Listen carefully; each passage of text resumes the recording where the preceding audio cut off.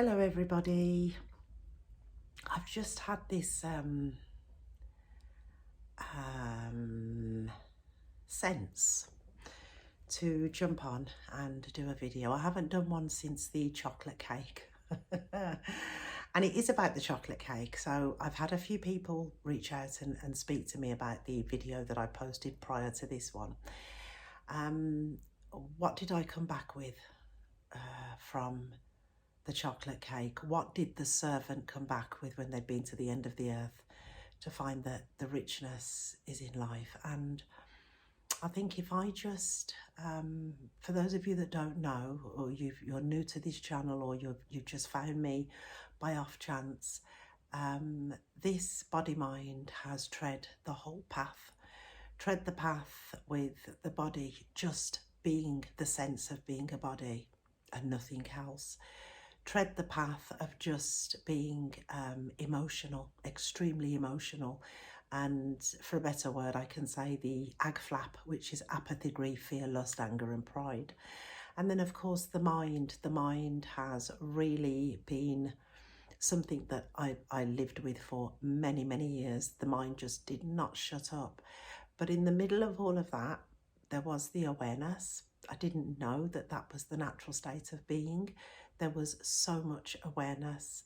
And it's only through life. It's life that teaches us who and what we are. Life will give us tests. It will give us teachers. It will give us all sorts. It gives us lemons. And sometimes we eat the lemon and say, why did you give me that? Life didn't tell you to eat it, but it certainly gave it to you. And then there are some of us that can just catch lemons and turn them into lemonade. And I think the message that I really want to give today, I think the reason for me jumping on today is to really bring that message of acceptance, because throughout life we meet so many people and there are so many different stories, so many different experiences, but we all have one thing in common, and that's that we exist, we are here. What our social status is, what we believe, what we don't believe, all of that is in the changing. But love accepts everything. Love does not push anything away. Love does not avoid any of the bodies, any of the koshas, which is what I've just spoken about, the realm of mentalism, emotionalism, the physical body. Love does not cling onto the body of bliss and the body of wisdom and discard the other bodies, because love knows that it is everybody and it is nobody. And that really sums up the changing and the never changing. The thing that makes life purposeful and meaningful is love, because without love, nothing can be understood and everything is confusing. So I'd just like to offer an experience, because to talk about life, we can literally talk about anything and everything, and it can make sense and it cannot make sense. But I think it's the experience, because that is what is felt when we experience our true nature. We can only experience our true nature. We can be it, we are it, we recognize it, and through experiencing it, we realize that we are the place in which freedom and bondage is. So unless a direct experience into who you are is experienced, it's just going to be words. I'm not going to tell you to get yourself comfortable. You don't need to be in any special position. You just need to recognize that there is existence and you are the existence. It's not spiritual, it's not lofty, it's not paradoxical, it's not anything. It's just that I say, are you here? You say yes. The place before you said yes is who. It's the totality of you. That is the never changing. That never changes, no matter what. It doesn't matter what the experience is. That, do you exist? Yes, I exist. That is the never changing.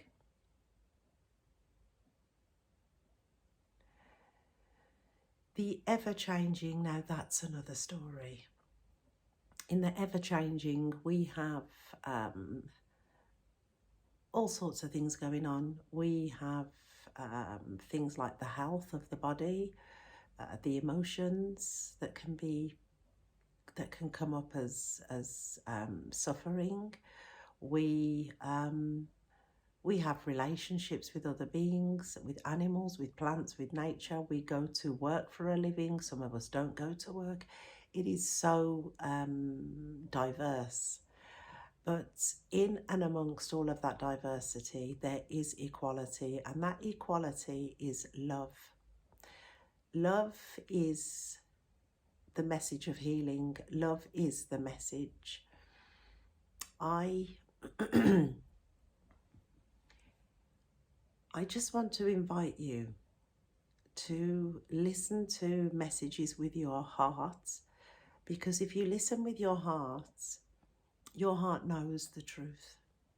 Your heart knows the truth. If you listen to any message with a heart, so how do you listen with a heart? You listen with your beingness. You listen with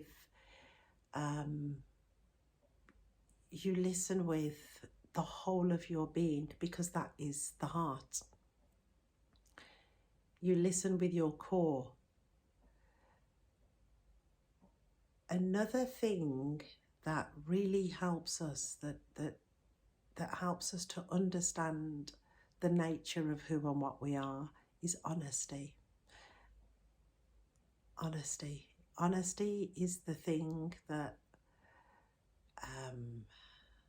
helps us to see the truth of who we are more than anything. I'll give an example. For many years, I followed the teachings of Jesus because of the story of Amanda. And one of Jesus's predominant pointings is forgiveness. And I'm not going to sit here and lie. There was certain people I said, Jesus, I used to go to speak to him in my room. I used to lock the door and I say, Jesus, you know how much I love you. I love you more than anything. But this thing of forgiveness, even though I know it's stupid to hold on to unforgiveness, it's stupid really, because it's like drinking poison and expecting my so-called enemy or the person I didn't like to be affected. That's not going to happen. However, this anger, this unforgiveness feels so justifiable. I don't want to let it go. I don't want to like that person. I don't want to love that person. I don't want to forgive that person. And that was the level of honesty that I used in prayer. But honesty is, it's not about talking about the issue or the problem. It's about what is the heart saying. The heart doesn't have to be right or wrong, but what is it saying? And that takes love. It's to love yourself, love your truth, love your honesty. And then from there, I would offload that onto Jesus. I would say, but Jesus, this is the truth. Please excuse me, an aeroplane's going over the house and I don't have my microphone on. Hopefully it won't disturb the sound too much, but here it comes. I would speak to Jesus. I would just be in his presence and I would say, I cannot let go of this. And it was a place of, I don't want to say suffering, but it was a place of what shall I do? Because I love Jesus. I love what he stands for. I love what he's done for Amanda. I love him. He's shown me nothing but unconditional love. And so there's that. And then now you're the one who has shown me unconditional love. Your word is telling me in my heart, not just in the Bible, in my heart, I know that it's not right to hate or to hold something against another being. It doesn't feel nice, but it feels justified. I'm justified. So I've put my case in front of divine presence. I've said, look, this is what it is. It's this. I don't like this. But I want to please you, but I'm not going to be false in pleasing you, because nobody's going to profit from that. No one's going to profit from that locked up hurt in the heart. I'm not going to give you lip service.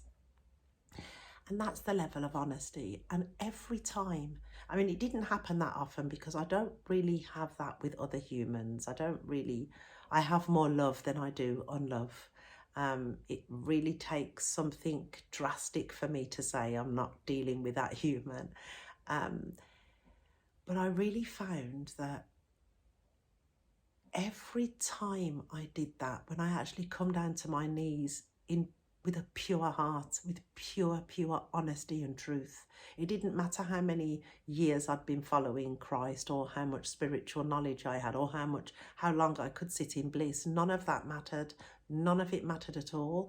It's the condition of the heart. And I would put that and say, Lord, that's it. So I've played my part. I've told you what's in my heart. And I'm not joking. Within a short space of time, and that short space of time could be the same day, it could be a couple of days later, it could be a week later, but it was never, ever a long, drawn-out process. But something would happen and it would just dissolve that story. It would be as if forgiveness came and made it okay. And when that kept on happening, the love, my God, the love, that the freedom from that thing, and from that belief or that story or whatever it was. And then, of course, it didn't actually mean that I had to then go and be friends with this person. It just meant that there was nothing between us. And so both of us were free to do what life has planned for us to do.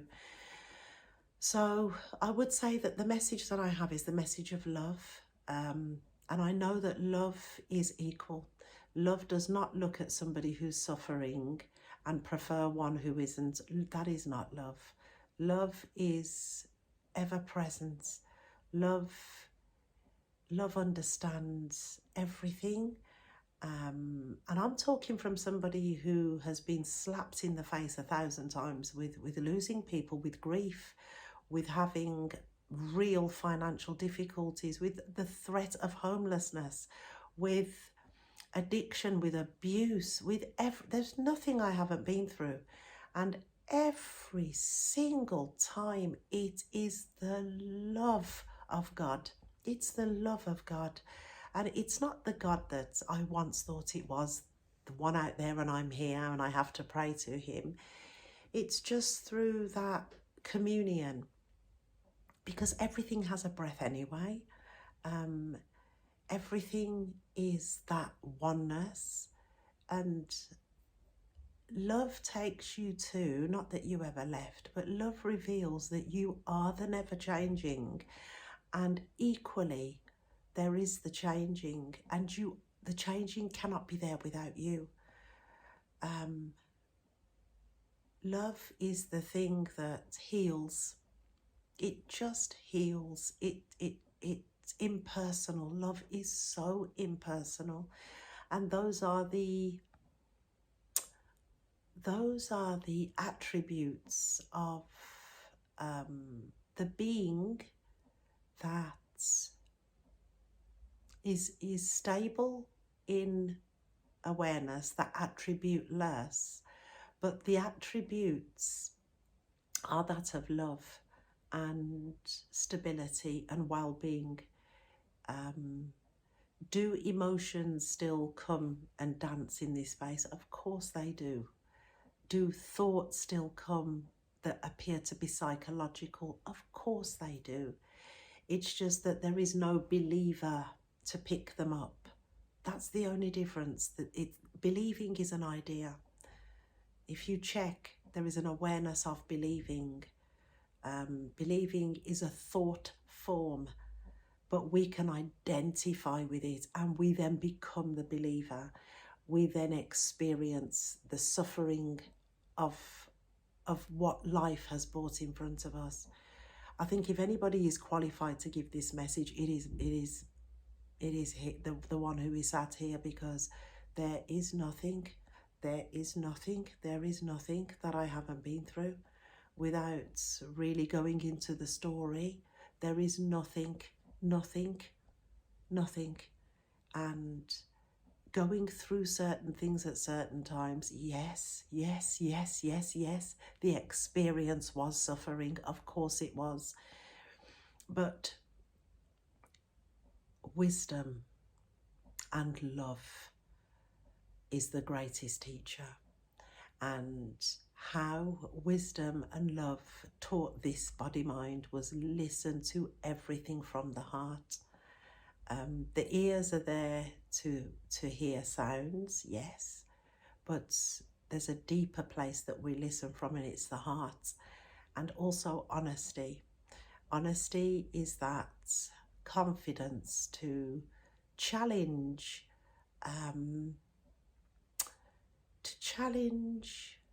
the goodness of life, I would say, because that's what I saw forgiveness as. Forgiveness is a beautiful thing to do. But for me, it wasn't easy. I said, it's not easy. No, it's not easy. And that's not because I was stubborn holding on to unforgiveness.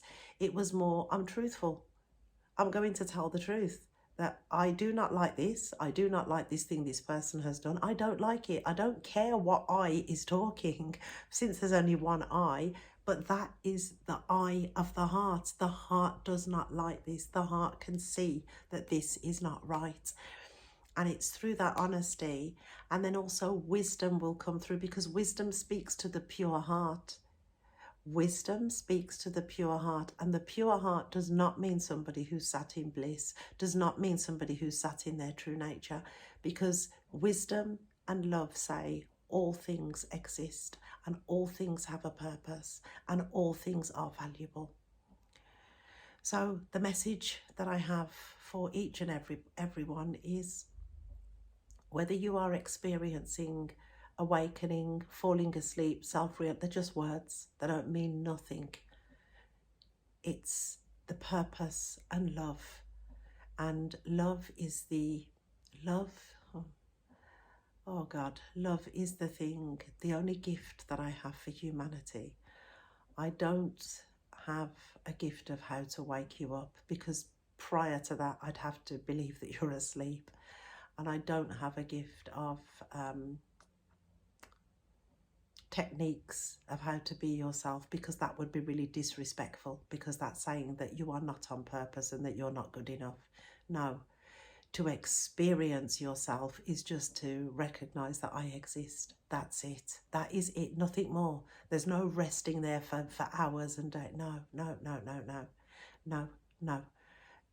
Because we are the never changing, and we are the witnessing presence of the changing, and the changing can only happen because the witnessing presence is there. So you are everything, and you are knitted together through love. Love is all accepting, all understanding, all knowing. Love doesn't have nothing to change, nothing to correct.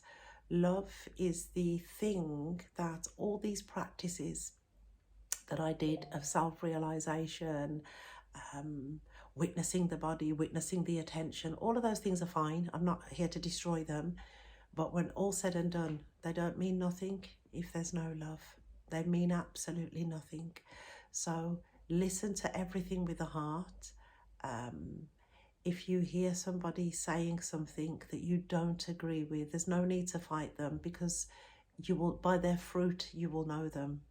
And what is the fruit? The fruit is love. So if somebody says something that you don't agree with, especially on this spiritual path, you may hear something and you think that's not right. That person is not speaking the truth. Me personally, I wouldn't challenge them, because if you listen with your heart, you will know. You will just know, and that knowing will set you free. That you're here for your path, your journey. You're here for you, and in taking care of you, everything gets taken care of, and that is how you take care of everything. I'll just finish it with the story of the aeroplane. I don't know if you've heard it, but if you're on an aeroplane and there are old people, babies, defenseless babies that can't talk, old people, there's people that have got disabilities that can't move, there's your family, and there's people that are strangers, and you have been given the oxygen mask, and now is the time to use it. Whose mask do you put on first? I've asked people this question and I've had different answers.